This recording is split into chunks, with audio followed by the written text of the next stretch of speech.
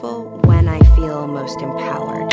For me, feeling beautiful is really about being in my body confidently and knowing that I'm worth it and that I don't have to shy away from who I am or what my gifts are. Beauty comes from knowing who you are.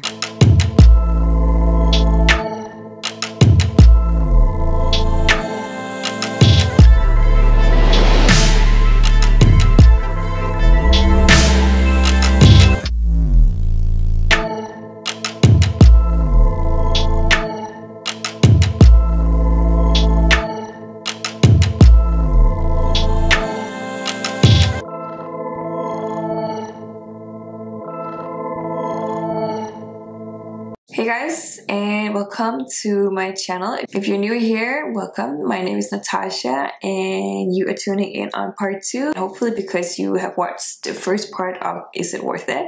If you haven't, go check it out please and tell me what you think. I was so nervous when I did this video because I honestly didn't know what kind of reaction I would get out of it or what kind of impact it would make, because as a makeup artist and influencer, you know, I've been warned so many times that this is like suicidal for my career. At the end of the day, I either listen to my brain or I listen to my heart. So I'm overwhelmed. I am just full of joy and just shock when I read all you guys' comment on this video. It's unbelievable to see that so many of you guys have cried to this video. I've really like felt compassion in this. Like, it makes me so happy to hear that there's so many of you guys who know how really feel empathy towards such a little video. Mind blows me. I'm just wowed. Like, really, thank you. I should be the one thanking you. You guys thank me for sharing this, but I thank you for, you know, sharing your support in it and taking the time to watch it. So many companies are moving towards a cruelty-free world, but that still doesn't mean that it's still not happening, because it is. That's why I decided maybe you should do a part 2 just to kind of explain everything, because I know it's for some people, they want to know more information or they're just kind of confused, and honestly I'm still a little bit confused because there's just so much information out there and it's just so many like words being twisted around that I don't speak English as my first language, so I have a hard time understanding a lot of it. It's really honestly thanks to you guys and thanks to my team who helped me make this video even real, for wanting to help me do this. I mean, it's just crazy. With no further ado, let's get into the whole reason for why I did this video. I'm gonna start talking about how it all started, different things about how to choose cruelty-free and how to know what's cruelty-free. Back in the late 30s, 1930s, medicine wasn't properly prepared. That caused a mass poisoning in the US and it killed a lot of people, which led to the passing of the 1938 FDCA, Federal Food, Drugs and Cosmetics Act. It's a set of laws passed by Congress giving authority to the FDA, which is Food and Drug Administration. The FDA oversees the safety of cosmetics, drug and food, mandating animal testing to prove the safety of any new drug. The US has been practicing animal testing since early 1920s, killing and torturing over 1 million animals each year. They tested on mice, they tested on rats, rabbits, primates, cats and dogs and other animals. They're forcing mice and rats to inhale toxic fumes, which is one of the little clips that I did in this video. And then we have dogs who were force-feeded with pesticides, and we have bunnies who are getting these corrosive chemicals dripped into their eyes, and I'm sure a lot of you might have seen this a lot on PETA's social medias and internet, and those are the things that are happening and have been happening for a very long time. And this exists because the government needed to prove whether or not a product or ingredient is safe for people to use before putting it out on the market. Even if the test results shows that it is harmful on the animals, they can still put it out on the market for consumers. And even if this result turned out to be safe used, it still wouldn't matter because it won't guarantee it will be safe for humans, because humans and animals don't share the same genes. So all this researching and testing on animals actually won't benefit them to prove if it's safe for humans. So it's ridiculous that there's a thing to test on animals. It's just a stupid excuse. And the cosmetic industry is one of the biggest reasons why it is still going on. And most of it is also to blame because of China's law and regulations, but I'm going to get into that in a minute. Throughout the years, the cosmetic industry have been constantly evolving and new ingredients are constantly being discovered, which has at some point been tested on animals throughout those years. And now there are over 7,000 safe ingredients that these cosmetic brands can use to formulate their products that don't have to be tested on animals anymore, because it has already been done before. So therefore it's unnecessary to try to test it again on animals. And you know, with new technology, we can actually replace animal testing to more advanced technology research, testing on ingredients and whatnot that will be more accurate results. The Nataschap was actually one of the first beauty brands to campaign against this practice, and with the help of Cruelty-Free International, it led to the ban of European Union wide back in 2013, and a few other countries have followed while many others are considering. So it's amazing for those living in Europe and other countries that have banned animal testing, but there is a little thing we have to understand here, and this is where things get a little bit confusing. So a cosmetic company will work with suppliers, a third party, and sometimes they are owned by a parent company. One of those three, or even the company itself, can or may perform tests on animals. And if a company claims to be a cruelty-free brand, but their supplier, where to get their products made, actually do tests on animals, it actually means that the company is not cruelty-free. The same goes to a company who claims to be cruelty-free, but they have a third party who tests their products on animals. It also means that they're not cruelty-free. So you really have to go in and really do your own research on whether or not the company that you support and buy from are cruelty-free or not. And you have to make sure you ask the right questions, because you could be asking a cosmetic brand, are you cruelty-free? And they can say yes, because the brand itself don't test on animals, but you're not asking them if they have a third party or their supplier who test on animals. It's really smart for them to kind of maneuver around this kind of questions by, kind of giving you what you want to hear. You get what I'm saying? And then let's get into brands who are owned by a parent company, so a bigger corporation. A lot of companies will go under a parent company that tests on animals, though the company who is cruelty-free are owned by a company that is not cruelty-free.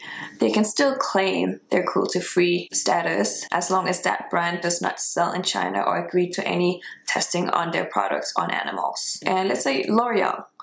L'Oreal owns NYX Cosmetics, which is a cruelty-free brand. We all know NYX, and NYX does not sell in China.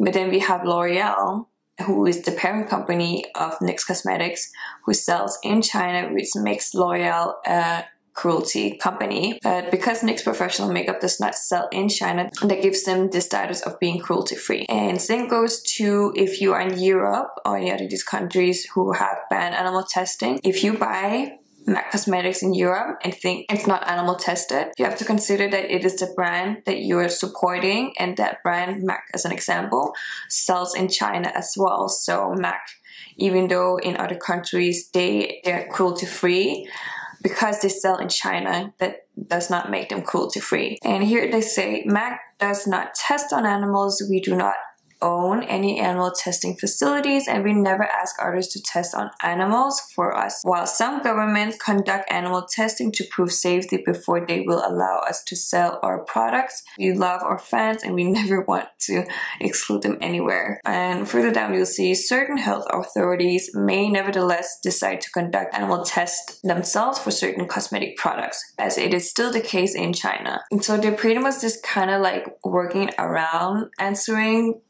directly on this question, yes or no.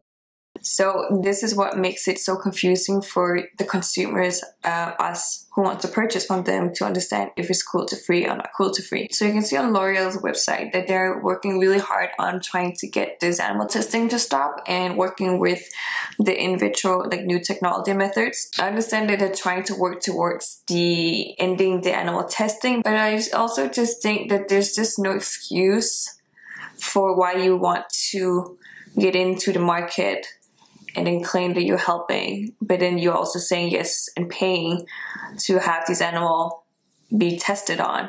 It just makes me sad that so many companies who have chosen to sell in China are actually choosing profits over compassion. As a makeup blogger, we should be able to test on ourselves.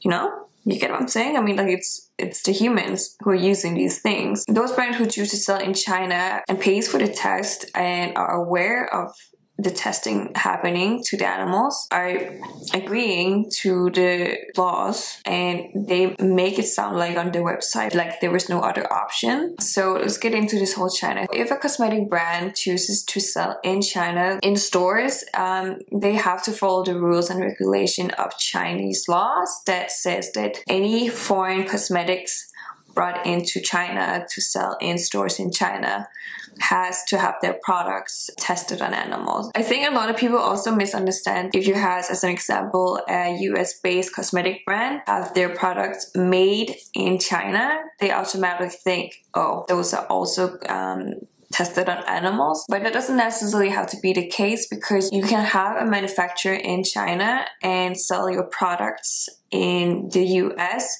that doesn't need to go through animal testing. And most of these parent companies do sell their products on the Chinese market. If you choose to support a company that is cruelty-free but owned by a cruelty company, I'm just gonna call it that, okay?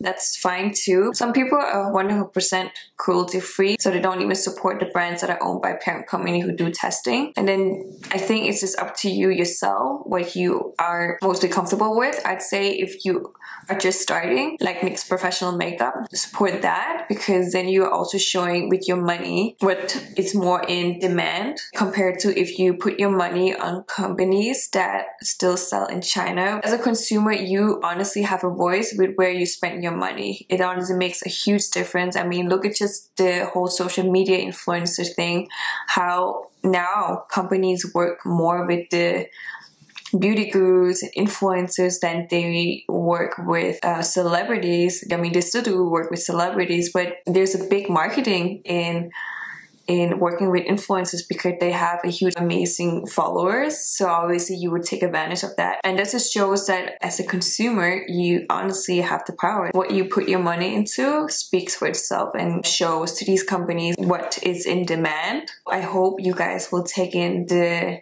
opportunity to consider going cruelty-free, because it's not that hard. It may sound a little bit scary at first to think that you have to get rid of all these products that you may own or love, but there are substitute to them, and there is as well so many other amazing like indie brands that you can start supporting. It helps a lot too to Google what's cruelty-free or not, and following influencers and bloggers who work their asses off to provide you with constantly updated information on who is cruelty-free now and who's vegan, who is selling in China. Tashina works really hard on her website to keep everything updated, and it's very informative, as well as Cruelty-Free Kitty, who also does amazing research on cruelty-free products. And they both have a lot of great listing of what companies are cruelty-free that you can shop from,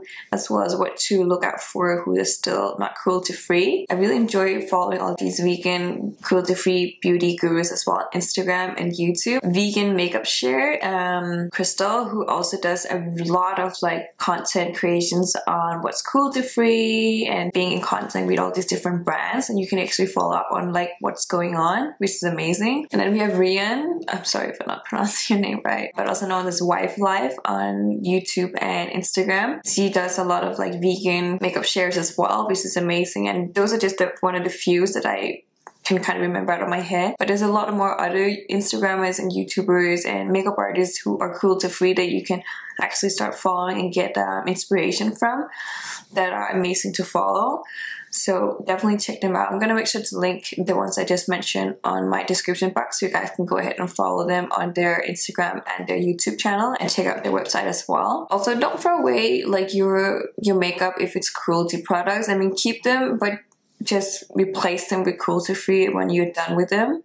While you're at it, check your hair products, check your skincare, everything from like toothpaste, deodorant, laundry soaps and whatnot. Check and see if those are cruelty-free as well. I mean, I slowly been replacing all the products that I usually never would consider were tested on animals, and swap them up with organic products or safe products. So yeah, make sure to do that. As humans, we inflict enough pain on other living beings through deforestation, through farming, habitat destruction, and so on. The least we can do is to stop thinking that we are the most intelligent, greater species from all other livings, and start living more ethical, supporting good brands and supporting what's right. I don't personally have something against any of the companies I have mentioned here in this video and don't support anymore. I'm gonna be supporting all these brands who work really hard on staying cruelty-free